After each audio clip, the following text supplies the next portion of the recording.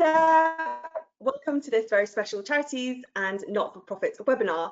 Thank you for joining us. My name is Ruo and I head the charities and not-for-profit work here at Field Seymour Parks.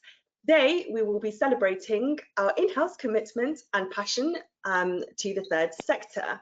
For those of you who have been tuning in to my monthly podcast, you will know that I advise both domestic and international charities of all shapes and sizes, as well as a plethora of not-for-profit entities. Now, I believe I share the same passion as you will come to hear from my colleagues today on the topic of volunteering and just basically doing a little bit of good in the world, especially in the current climate. Now, over the last 10 years or so, I have worked and volunteered at care homes, day centres for disabled adults, charities that provide respite care for carers, pro bono law centres, as well as international relief of poverty charities. I'm delighted to be joined by my colleagues who collectively have decades of volunteering experiences, but I will also attempt to unearth some quirky facts about them. So do stay tuned for that, as this may be information they would otherwise divulge. All right, so welcome everybody. If I could first perhaps get you all to briefly introduce yourselves and tell us a little bit about your day jobs before we move on to your volunteering roles. If I could first perhaps hear from Mike and then Richard and then Gemini. Hello everybody, Mike Loftus. I'm currently a consultant with Field Seymour Parks. Don't anybody get confused, I know anything about law, because I don't, but I've known Field Seymour Parks for many years, both as a client, as when I was in the bank, HSBC, so a lot of respect and a lot of time with all my colleagues and friends there. That's mostly about me, and I'll hand over now to Richard. Hi, Richard Higgs, and I'm a property partner in the commercial property team. I've been at FSP for a couple of years now, and previous to that I was at a different law firm in Reading doing a very similar role, but I'm very, very happy here at FSP and part of a great team. Gemini. Hi, my name's Gemini Gover. I am a solicitor in the residential property team. I've been at Field Seymour Parks for a few years and it's been lovely getting to know everybody, and it's great being part of the not-for-profit team as they do a lot of great work. Now to Ruo.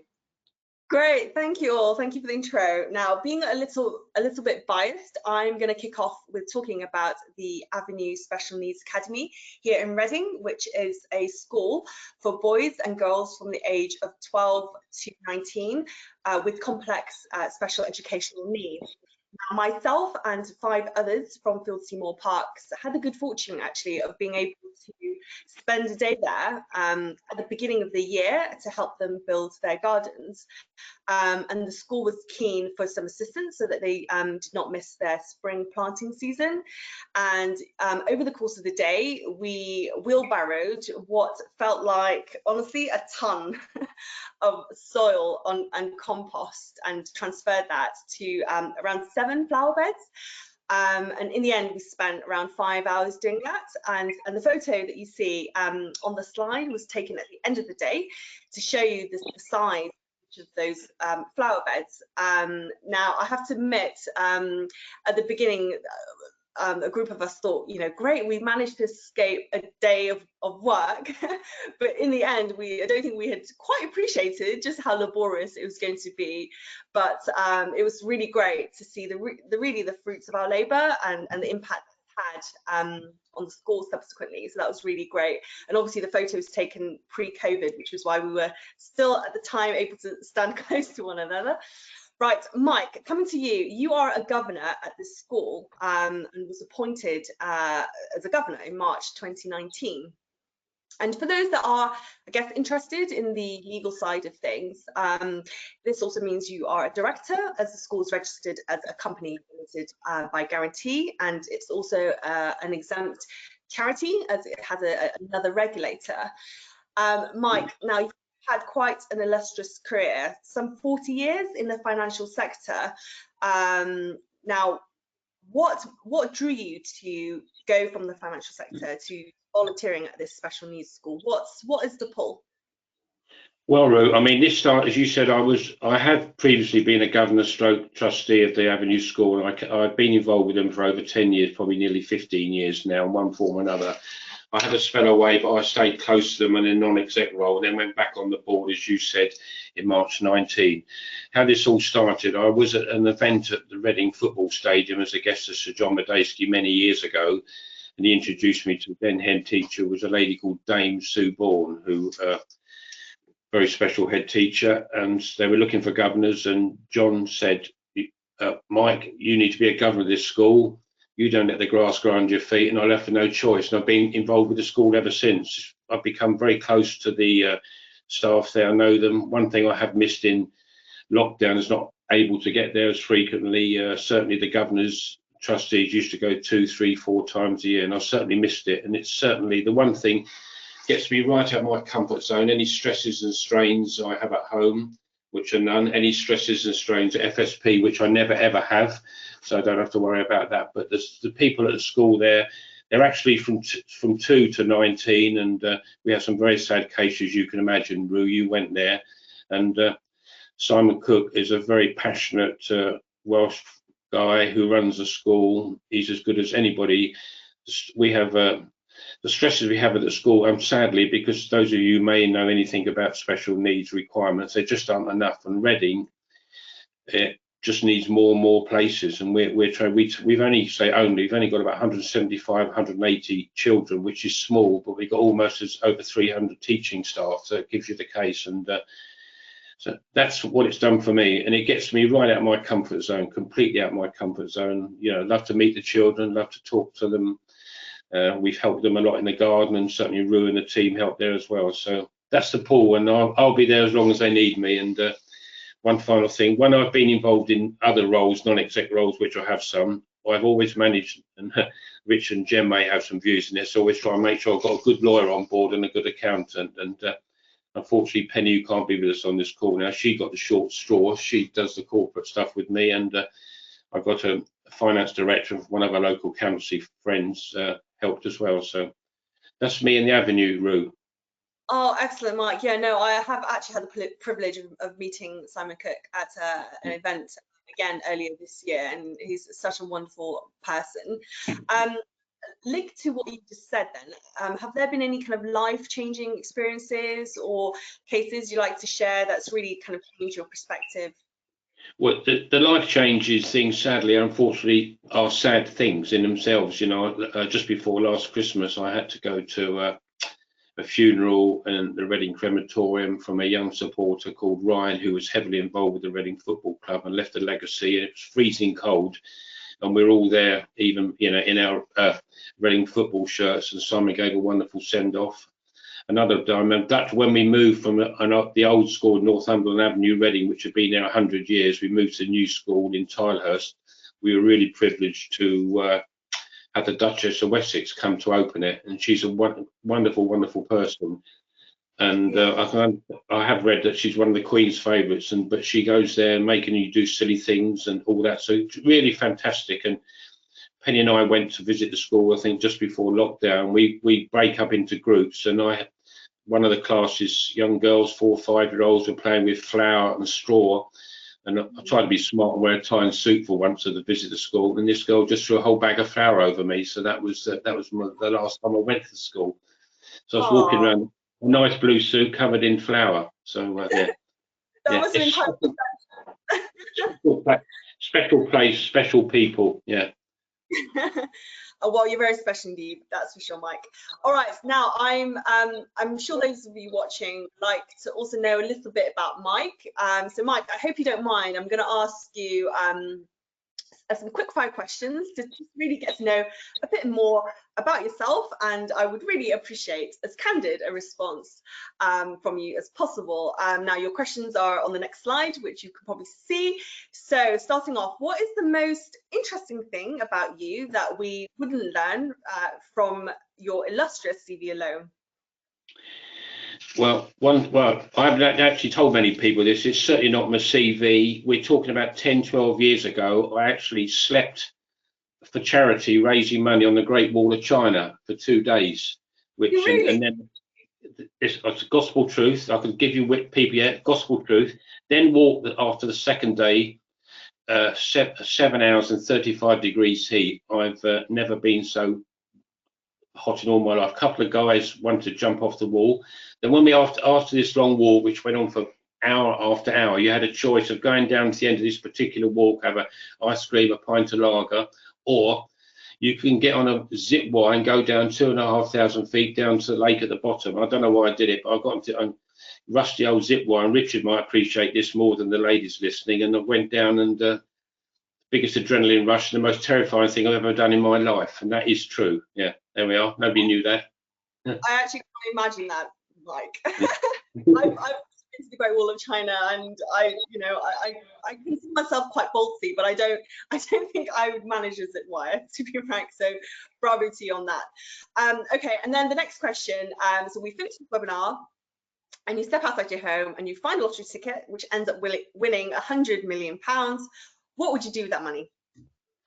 Well, it links back to my very close contacts and friendship at the Avenue. If I did do it, and I really mean this, I mean, I'd help get Richard, because as he said, he's the corporate real estate law at FSP. He doesn't know this yet, and it's going to be pro bono work for him when I do eventually get this 100 million. Yeah, we'll be a good team, Richard. I'll let you break the news to Marcus Francis when you see him next. Right, I need a couple of thousand acres somewhere in East and West Berkshire, and I want to build a brand new special needs school that will accommodate all the children that need this type of facility in the whole of Berkshire. So we're talking about a massive school. So, and I mean that. So if you can hold me to that. If I ever win 100 million on the lottery, that's where it's going. Oh, well, you can sign me up to volunteer as a trustee there, Mike. I'd love to help you with that joint endeavour. All right. Thank you. Thank you, Mike. That's great. All right, moving on to you, Richard. Hello, Richard. Well, what can I say? You have somehow found the time to be a trustee of one, but two charities, as well as balancing a day job as a commercial property partner at Field Seymour Parks. So could you perhaps tell us a little bit about being a trustee of the two charities? Yeah, certainly. Well, how I actually became a trustee of each was a bit different in each case. So I've got two charities. I've got Spurgeon Oakland's Charitable Trust, and I started as a trustee there in 2012.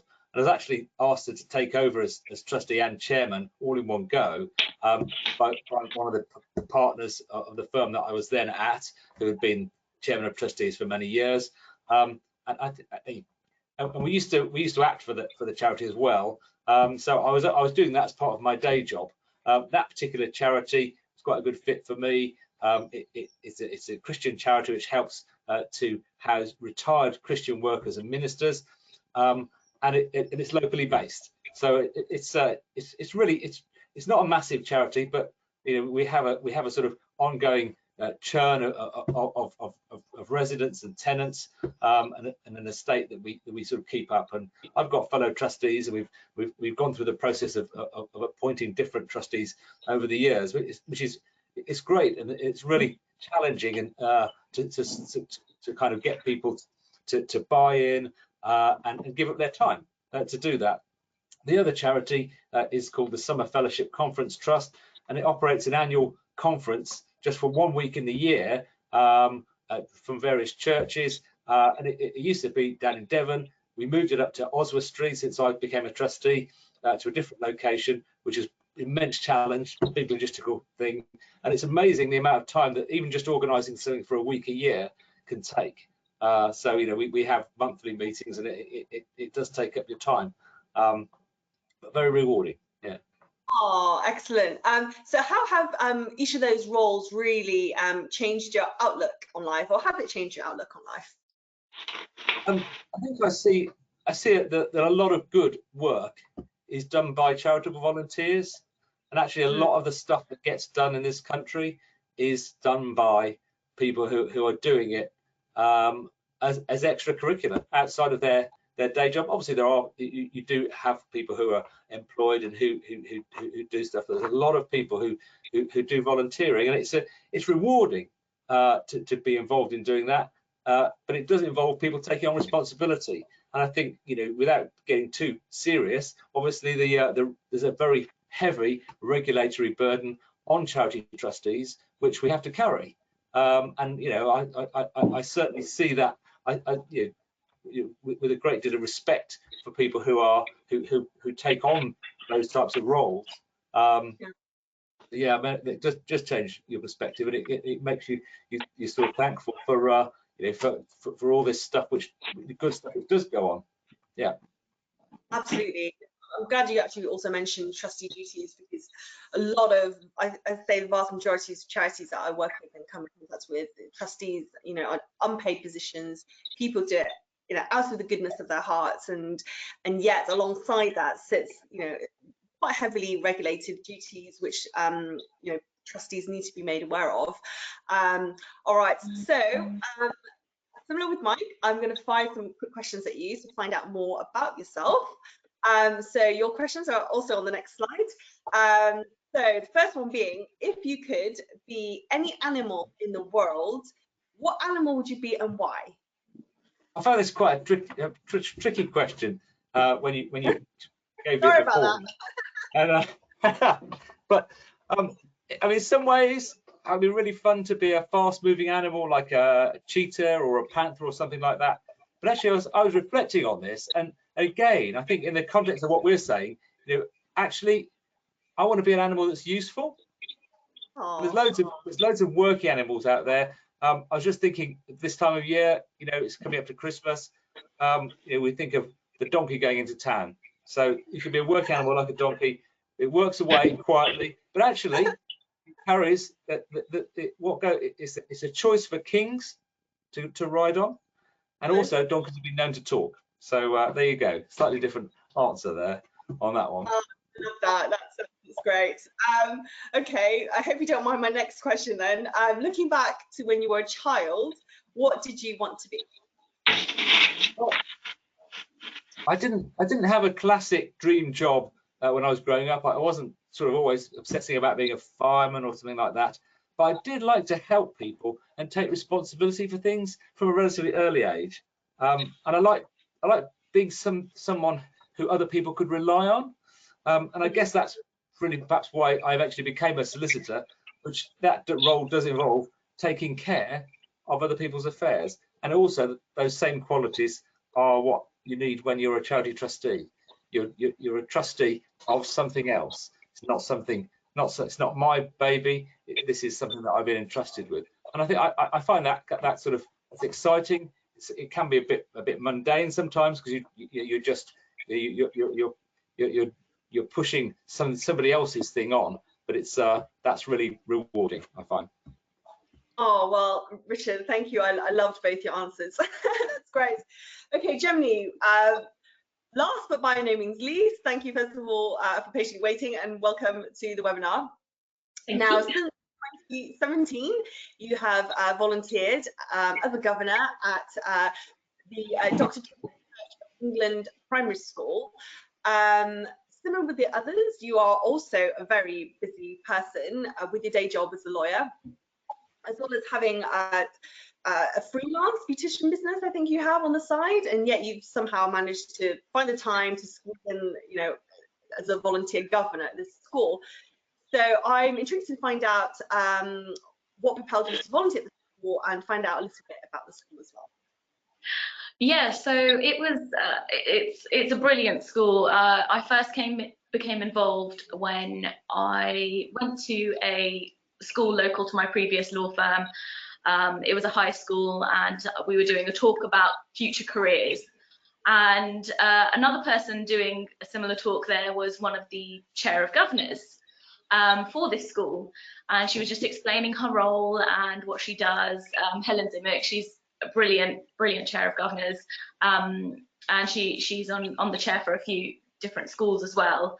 And when I spoke to her, I was just having a chat with her, speaking about school, and she was like, "Oh, I need a governor," and I said, "Oh, okay, what does it entail? Because at that point I had no clue what it was about. I vaguely recalled there being school governors back when I was in primary school and high school, but I had no clue what they actually did.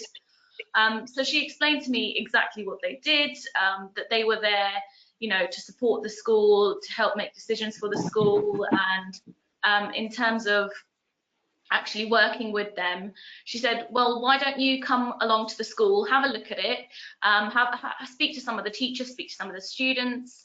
So I went along, did that, and it's a lovely school. I spoke to everybody there, and I just got a really good vibe from it, and I think that was kind of what propelled me to join as school governor. And yeah, so I've been there since 2017. I've seen the school grow, and I've seen them also cope with obviously the circumstances currently going on with everything to do with COVID. And I think being that how they've managed to handle it has been amazing. So I'm really proud to be part of the school itself. So yeah, that's how I kind of became involved. Excellent. And Gemini, what advice would you give to those like yourself with a full-time job that are being moved to volunteer, especially in the current trying time? I would probably say just look out for different charities and different work. You can start following certain charities on social media. I think a lot of places tend to advertise when they're going to be doing certain things, and sign up for newsletters and things like that. And yeah, definitely take a look at what's out there. In terms of fitting it around your day job, there's loads of places which are just, if you can spare an hour or 2 hours, it doesn't have to be a really long period of time. Oh yeah, you're spending a whole day here or a whole week here. Even an hour or two can make a big difference, and I think that's the important thing to remember. I used to be a lot involved in a few charities when I was younger as well, when I was at school, and I'm still in touch with those charities now as well. So I think it's always important to keep in mind, it's not how much you do, it's just as long as you give some time, the difference you can make is amazing.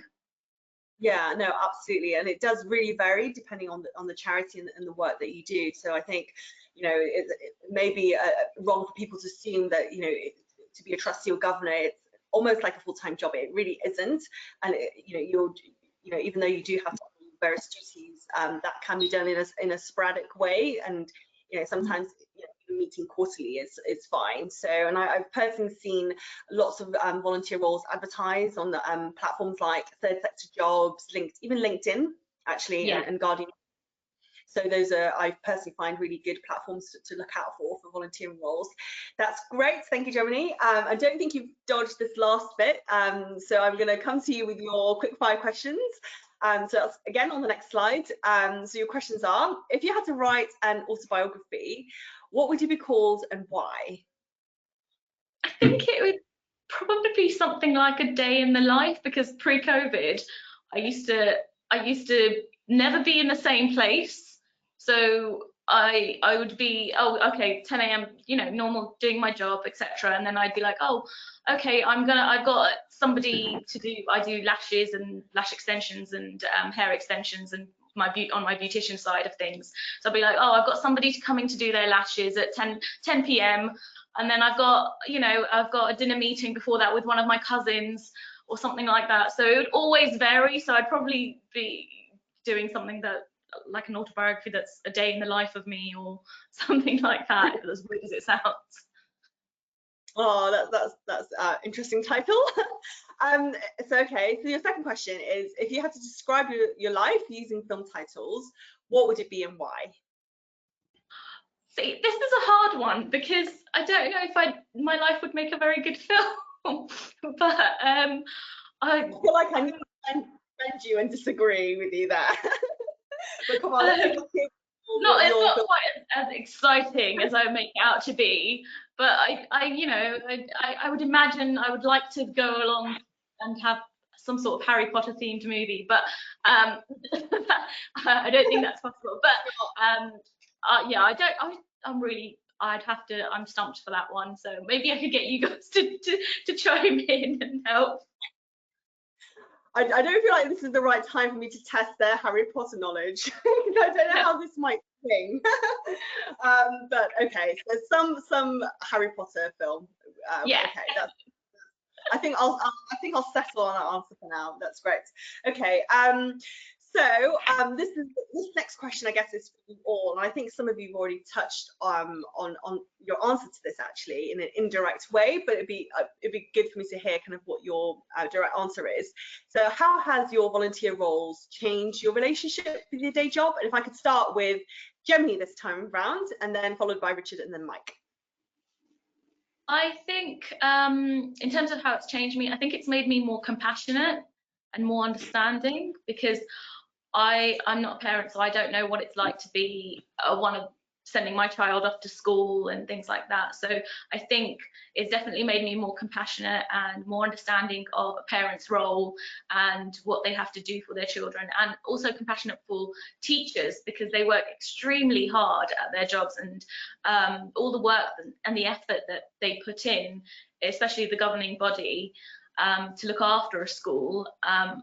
It's pretty amazing, and I really love the fact that the school I'm part of just really cares about the students and puts the students first and foremost. So I think that, yeah, just definitely more compassionate. Yeah, that's a great description. And what about you, Richard? Well, actually, when I was at my previous firm, the trustee role was part of the job. So I just did it all in the office. That was the Spurgeon Oakland's role.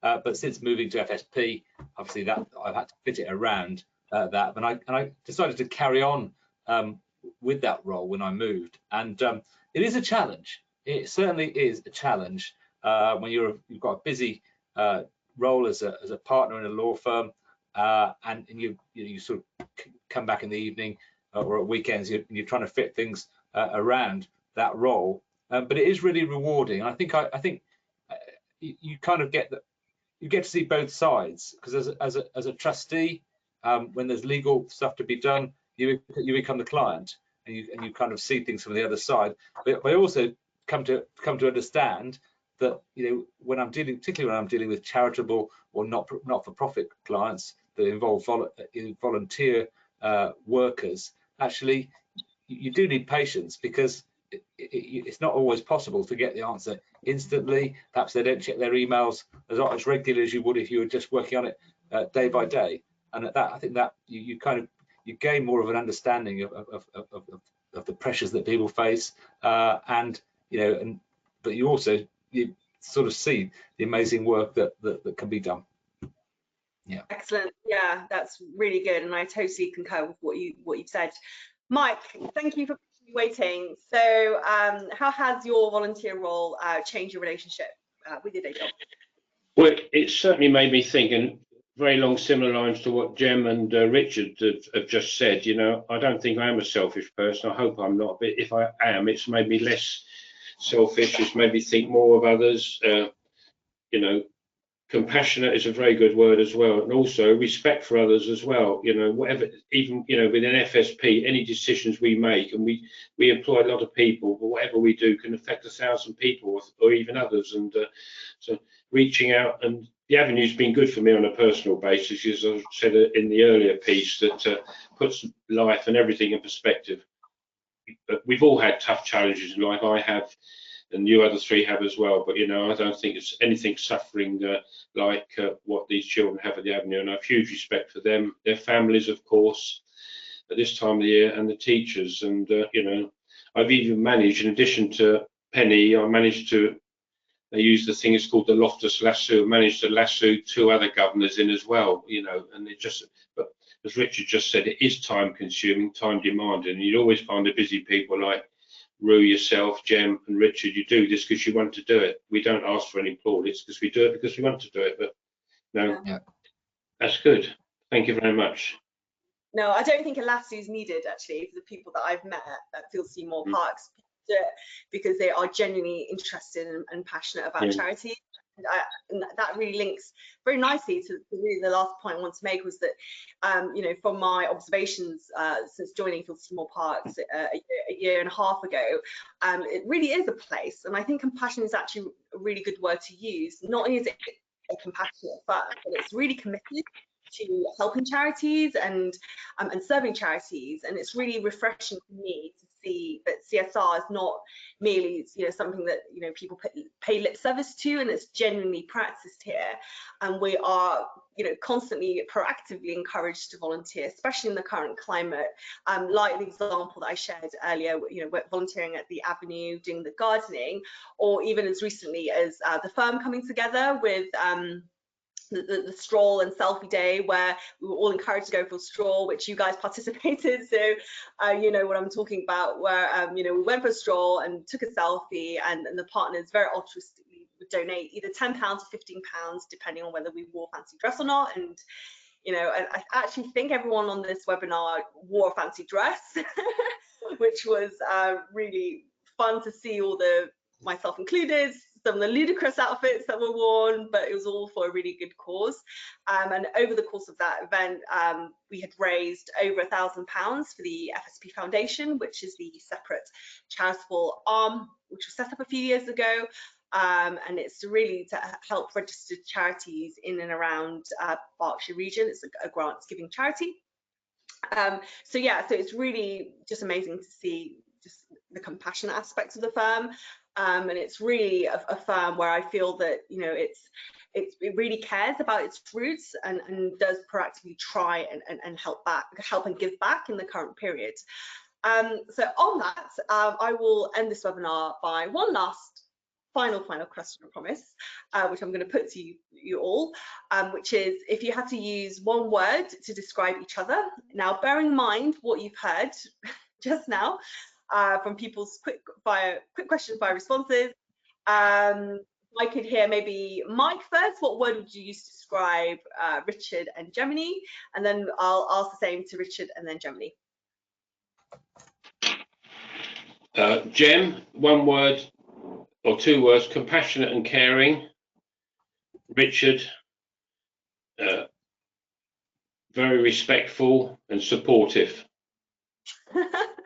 Okay, you've exceeded your word limit there, Mike, but I'll let it go this time. Yeah. Richard, you can use the same words, but you know, go ahead. What word would you use to describe Mike and Gemini?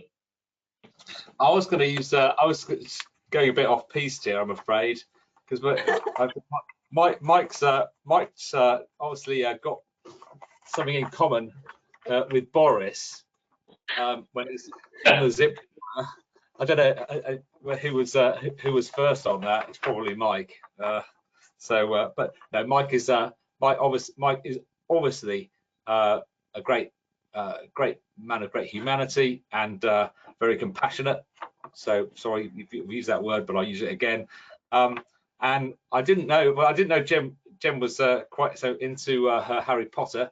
So not very much not Lord Voldemort. Maybe Hermione Granger, I don't know, but very committed, and it's good to see someone with a real heart for what you're doing. So there. Well, Gemini, you've heard how others described you. What word would you use? I fear it's going to be more than a word now. I have what others have said. Whatsoever. I was going to say with Mike, I find he's really kind and so genuine. That's more than one word, sorry. But he's very kind, very genuine. Like when you see him, he'll always be happy to see you, and is always really lovely and a happy face around the office. You know, and obviously it must be a great joy for all his for the school that he's involved in and everything, for them to have him. And with Richard, I would say again respectful and also patient. He's very patient when I come to him and say, can you sign this? Stuff like that, or when I have any questions as well. So I think, yeah, patient, respectful, and yeah, always willing to help. So definitely Yeah. I'd also definitely agree with that, and I should have actually mentioned at the beginning. We've had a little bit of IT issue at the beginning, which is why you can't see Mike's lovely face on the screen. But I think we all agree that it's Mike's cheeriness and positivity does really shine through from his voice alone, so that's great. On that note, I want to thank you first of all for joining us on this webinar, and I want to thank all my colleagues here for sparing their time out of their very busy schedule pre-Christmas and sharing with us their own respective journeys, and really for me, I found listening to them responding to my funkier questions very amusing, and I definitely will see some of them in a slightly different light going forward. So lastly, we hope you really enjoyed watching this, and we really enjoyed coming together recording this. If you'd like to find out more information about the charities not-for-profit specialism, please see our contact details, which you can see on the last slide there, where you can get in touch with myself and the others directly. Okay, well, thank you once again for joining, and take care and stay safe. Bye.